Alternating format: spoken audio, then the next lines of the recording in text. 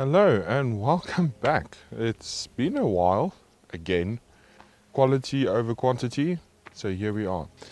And I want to talk about what I feel defines the success of a vehicle in a market. Now, if I just jump across, in my opinion, the success of a vehicle comes from not necessarily just sales volume, but how it fits into its market and how effective it is at doing its job in its target market. Now, the mid-size SUV market is by far one of the most popular categories in South Africa, and understandably so. It offers practicality, versatility. Unfortunately, the trend in the mid-size SUV market at the moment is tech. It's 17 million driving modes, it's 8, 9, 10 speed gearboxes. And to be honest, I'm of the opinion that the audience for the mid-size SUV is not interested in having an 11-inch screen. It's overpowering. It dominates the interior of a car. Will keep your kids entertained, but if the kids are sitting in the back, what's the point? I think the market would rather just want a dependable, reliable, affordable workhorse of a vehicle without compromising on what is expected from a vehicle in 2022. And that's where the car that's right behind the camera comes in. So say hello to it, 2022 Isuzu MU-X Onyx, which is the top of the range trim, comes with all the options and bells and whistles that you could possibly get. Now let's start off obviously on the exterior, seeing as we are outside, in this gorgeous sapphire blue, which I think if you're doing the school run is a stunning color. There's also a few other colors, there's a maroon, but I think this blue looks very nice. It's quite a metallic blue as well, so in the sun it absolutely pops. Is a bit of a scratch magnet, but if you look after your car, that shouldn't be a problem. I have to be honest, I don't find SUVs pretty. It's just something about the proportions that don't work for me. But this is a handsome SUV. I love the grille. It's got an incredible amount of road presence. I love the new headline design. It's a lot sleeker. Fly. It is LED as well. They are extremely powerful. And the same story in the back, also LED lights. If you don't have LED lights these days on at least your top of range model, you're not going to be competitive, because that is one of the things that people are concerned about, is driving at night. And let's face it, putting spotlights on this, unless you've got a bull bar, which also wouldn't necessarily look great, but only time will tell. Let the aftermarket world worry about that. Or like an LED bar on the roof, which you're technically not allowed to do, but can do with a small little trick, but that's not the point. So with that said, I think as a package, as a whole, I think this is a very handsome car. The narrow windows make it feel more sleek and more coupe-ish, especially this line here, this little corner. This is very like performance station wagon-ish. I adore the wheel design. I think this is probably, in my opinion, my favorite wheels in the market. They are massive. They are, I was wrong, I thought they were 18s. They are 20-inch wheels. Other than that, keyless entry and exit, power tailgate, and maybe that's a good segue to the boot. So usually I actually take all of my gear out, put it on the back seats to demonstrate the size of the boot, but I actually wanted to leave it in. From my experience, this is quite a shallow boot. It is very comparable to its competitors. I'm comparing it with our Prado, which has a very deep boot, with its jumper seats are side mounted, or its third row seats are side mounted. As with all of its competitors, the third row is floor mounted, which is also, it has its benefits. The side mounted jumpers also have their drawbacks, so it's not perfect. One thing to note, it's actually very deep, like in terms of, it's shallow in terms of a height. Feel like, I could be wrong, it's been a while since I've been around a Fortuner and an Everest, but it actually feels a lot deeper in terms of the length of a boot. With other cars I was a lot closer to get to my stuff, but like this, if I like put my tripod all the way at the back, it's actually a bit of a stretch to get it.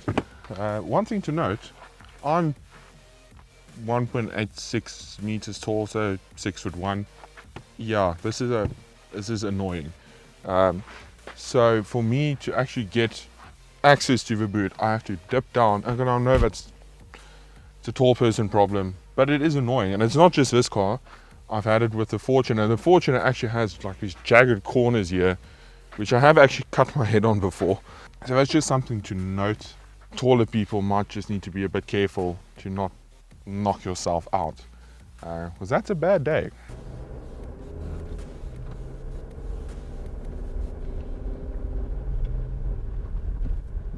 So once again, like a creature of habit, I'm at Grabo 4x4.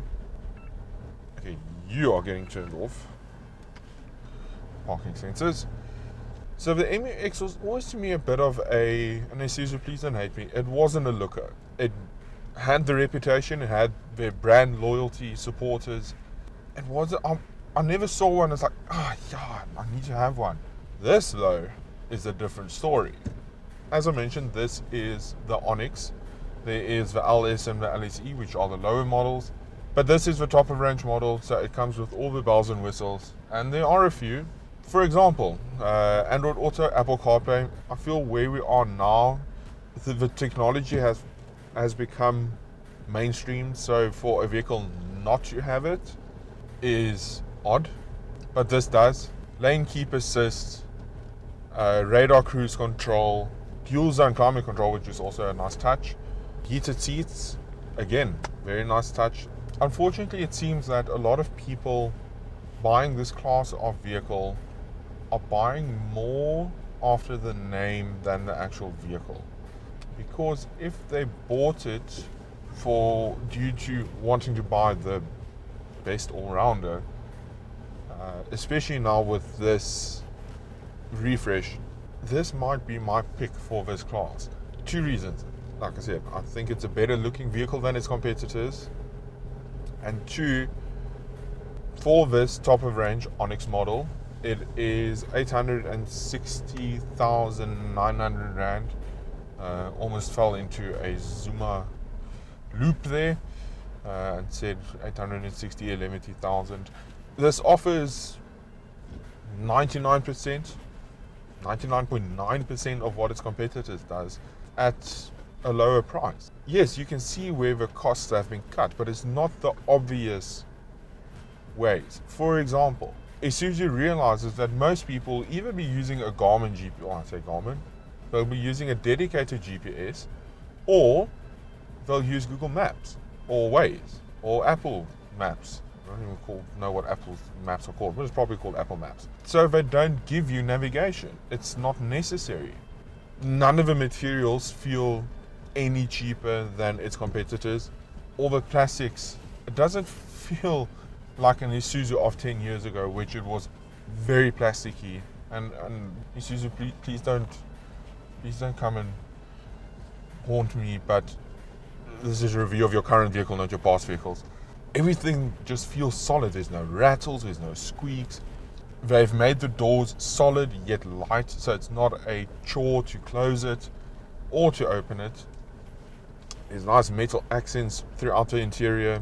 You've got all your steering wheel controls, although there's one blank button, which I would be very curious to know on what model it could have served a purpose, but I suspect it's more just a case of symmetry. The blue paint is beautiful, scratch magnet, as I mentioned. I'm a bit hesitant today, so I'm doing more bush dodging than I usually would. On to driving impressions. I mentioned that the 20-inch wheels caused a bit of a concern. Now, I have to admit, this is my own negligence. I didn't check the wheel size before I started driving the car, because often that will influence your thoughts on how the vehicle behaves.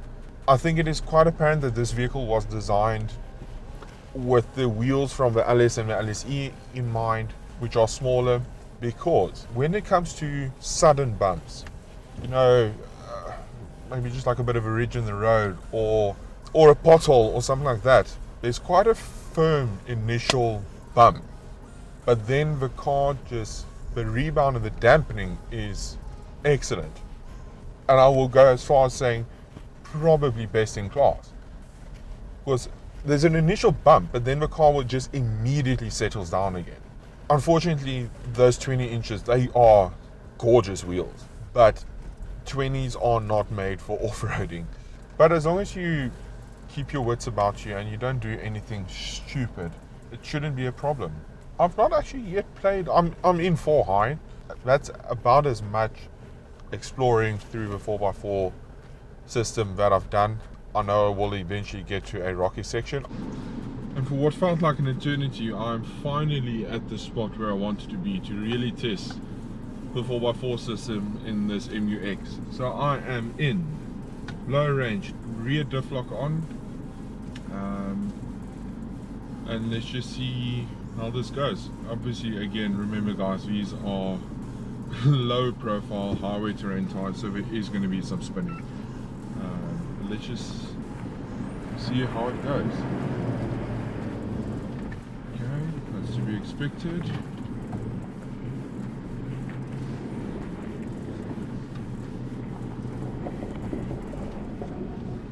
Systems are kicking in.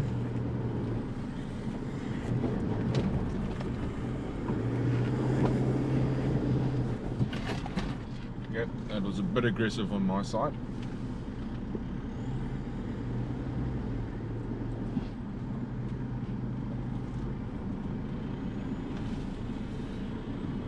Obviously doing this type of stuff alone, picking your line is quite tricky because you don't have anyone to guide you.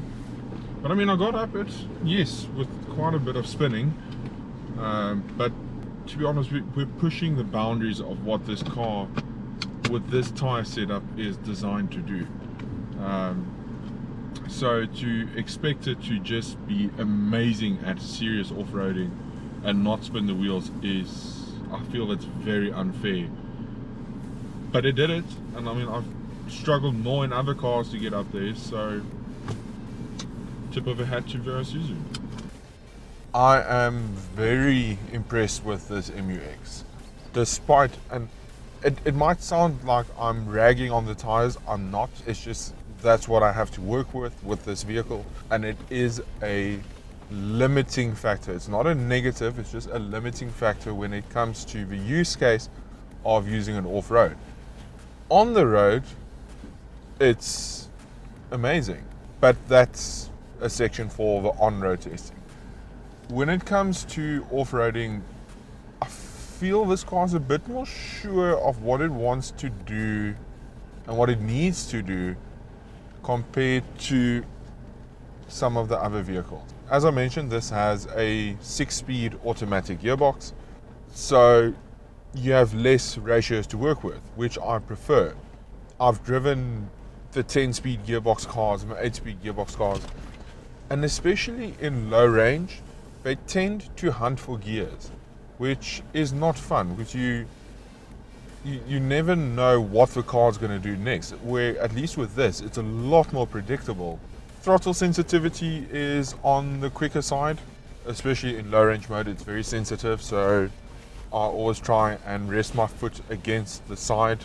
And something I actually want to get back to, owing to the simplicity, and simplicity mustn't be mistaken for basic.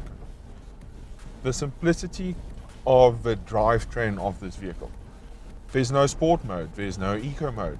Some people want it, and I appreciate that it is something that exists in the automotive industry. It definitely has its uses, but I prefer just being able to climb into a car, turn the key, well, not say turn the key, press a button, and just drive. And not worry, like, oh, I need to overtake a truck, and let's quickly put it in sport mode.